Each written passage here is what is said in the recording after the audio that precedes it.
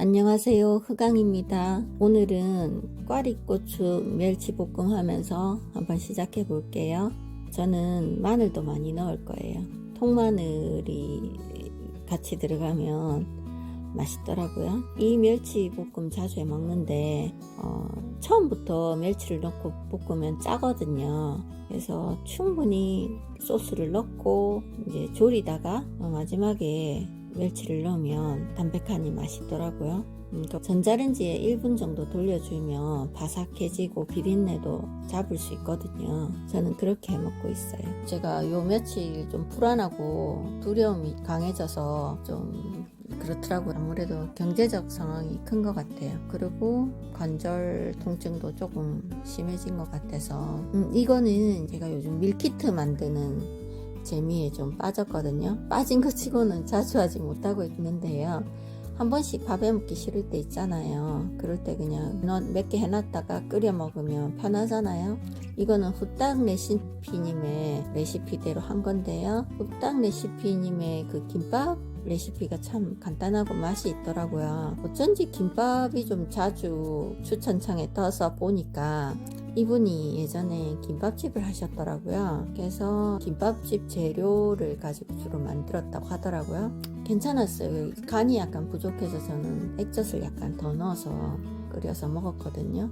요게 보통 분들은 한 2인분일 건데 저는 국을 많이 좋아하는 편이라서 국물을 좀 넉넉하게 해서 밥을 말아서 멸치볶음이랑 먹어보려고 하거든요. 제가 조금 예민하고 소심하다 보니까 또 어릴 때부터 윽박지르는 강한 어머니 밑에서 자라다 보니까 좀 불안지수가 높은 것 같아요. 그래서 뭔가 해결이 안 되면 좀 앞으로 나아가지 못하고 두통이 잘 없는데 머리가 약간 쪼이는 듯한 느낌이 드는 것 같아요. 그래도 사람이 그냥 허투루 사는 건 아니잖아요.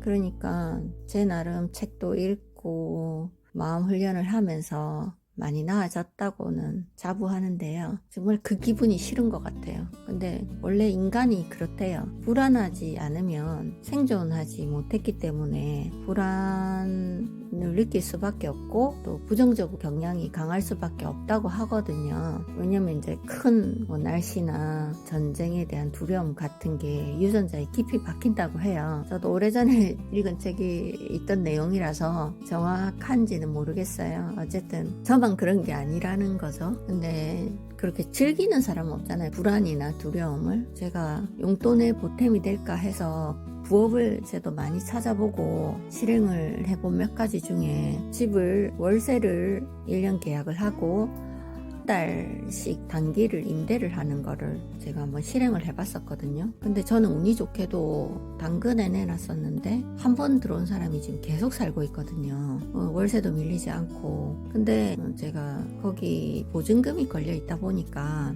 몇 개월 운영하다가 그냥 신경 쓰기가 싫은 거예요. 사실 단기 임대가 저 수도권 쪽이나 이런 데는 잘 된다 하더라고요. 그래서 뭐 관리비랑 월세 이렇게 받으면 수익이 뭐 80에서 100도 남는다고 하는데 저는 이분이 오래 사신다고 해가지고 또 10만원 빼주고 해서 사실 수익이 많이 나봐야 20만원, 25만원 정도 밖에 안 나고 있거든요. 사실 저는 모르겠어요. 그게 크게 체감이 안 돼서 20만원, 25만원도 큰 돈일 수도 있는데 뭐 한 10개 정도 운영을 하면 그죠? 200 정도 되니까 월급이 맞춰지니까 괜찮을 수도 있는데 거기 보증금이 500만원 제가 묶여 있거든요. 근데 이제 제가 연말에 이거를 그냥 정리하고 싶어서 그 단기 세입자랑 이야기를 했는데 순했었는데 서로 대화가 잘 통했었거든요. 그럼 뭐 그냥 의사소통이 원활했죠.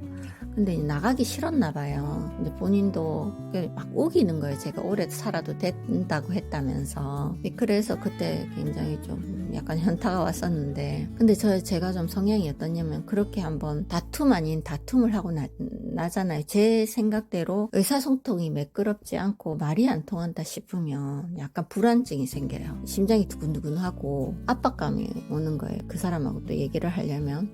어쨌든 서로 합의를 좋게 끝내고 3월 7일까지는 내가 아무 말도 하지 않을 테니까 그때까지 살고 다시 얘기하자 이렇게 했거든요. 근데 거기가 오피스텔인데 경보기가 오작동이 잘 뜨는 거예요. 물도 샌 적이 있었어요. 그래서 끝내 제가 두려워하는 집주인이 거기까지 들어가서 보는 상황까지 생겼는데, 그래도 어떻게 뭐 이야기를 잘 해놔서 제가 처음에 유튜브를 찍고 저희 직원이 상시 왔다 갔다 제가 불편하니까 여러 명이 있을 수가 있다 얘기를 해놓은 상태였거든요. 그래서 그렇게 뭐 이상하지 않게 잘 넘어갔는데, 아무튼 오작동이 또 있어가지고 이분이 한 번씩 직업이 어떤지 모르겠는데 연락이 안 될 때가 있더라고요. 끝내 뭐 연락은 되기는 했는데, 그러면서 며칠 좀 불안하더라고요. 약간 이분이 자기가 뭐가 잘 안 되면 짜증을 내더라고요. 문자로 유유하고 막 갑자기 막 짜증난다는 투로 얘기하고 그런 걸 좀 되게 힘들어요. 제가 부드럽게 넘어가면 좋은데, 의사소통이. 어쨌든 저도 빨리 해결하고 싶은 거예요. 자꾸 이 머릿속에 남아있는 게 싫더라고요. 요즘 제 불안과 두려움을 대체하는 방법은 제가 책을 통해서 알게 된 것도 있고 제가 깨달은 거였는데, 불안과 두려움은 정확하게 데이터를 알면 줄어들더라고요. 그리고 머릿속에 계속 남겨두고 해결을 미루면 자꾸 커지고 머리가 더 복잡해지더라고요. 누군들 뭐 바로 해결하고 싶죠. 근데 왜 여러 가지 또 방해 요인이 있잖아요. 두 가지 좁혀질 수 있는데요. 하나는 정확한 데이터를 살펴본다. 거기에 대한 어떤 시뮬레이션을 한번 그려보고 뭐 최악도 한번 생각해보고 해결 방법이나 거기에 대한 어떤 정보를 모아보는 거죠. 그럼 훨씬 머릿속이 말끔해지더라고요. 또 하나는 정면 돌파죠. 좀 불편하더라도 뭐 용기를 내서 부딪히는 거죠.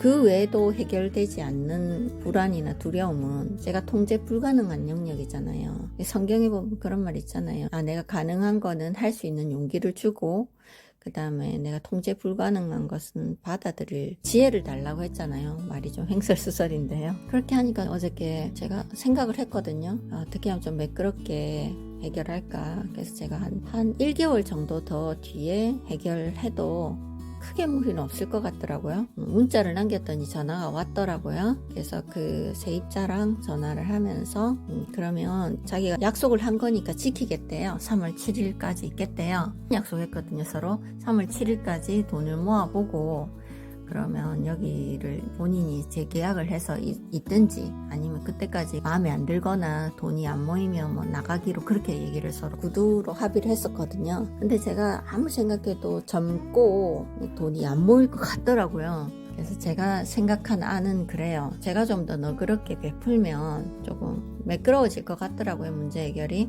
그래서 제가 한 달 정도 더 있는 거는 괜찮다. 한 달만 더 여유를 주면 좀 괜찮겠냐 하니까 너무 감사하다고 하는 거예요. 그래서 그러면 그렇게 하기로 하니까 서로 고맙다 이러면서 이제 끝났거든요. 이제 4월 7일날 이야기하기로 했는데, 그 나머지 기간도 단기로 제가 월세를 많이 받았었으니까 남은 기간을 한 3개월 정도 되니까 보증금 대신 3개월치를 그냥 주인한테 주면서 있으면 안 되겠냐 하면, 주인이 보증금 가지고 요즘 할 일 없잖아요. 그것도 몇 개월 보증금 뭐 이자가 얼마나 된다고, 그죠? 그래서 그렇게 제가 주인한테 제시를 해볼까도 생각하고 있거든요. 사람 사는 게 상대방을 먼저 생각해주면 문제가 매끄러워지는 것 같아요. 그렇지만 모든 문제가 해결되는 건 아니죠. 인생은 문제와 해결의 연속인데 누군들 안 그렇겠어요만은 정말 돈 걱정 좀 안 하고 살아봤으면 좋겠어요. 근데 한 번씩 그런 생각은 해요. 아프리카에 사는 어린이들, 그런 후진국에 비하면 너무 저는 부자고 잘 사는 건데 말이죠. 감사할 일이 많죠, 사실은. 내가 아직 움직일 수도 있고 뭔가 해볼 용기나 어떤 최소한의 에너지도 있고 하니까 또 맛있는 것도 먹을 수 있고요. 오늘은 여기까지 할게요. 시청해 주셔서 감사합니다. 다음 영상에서 만나요.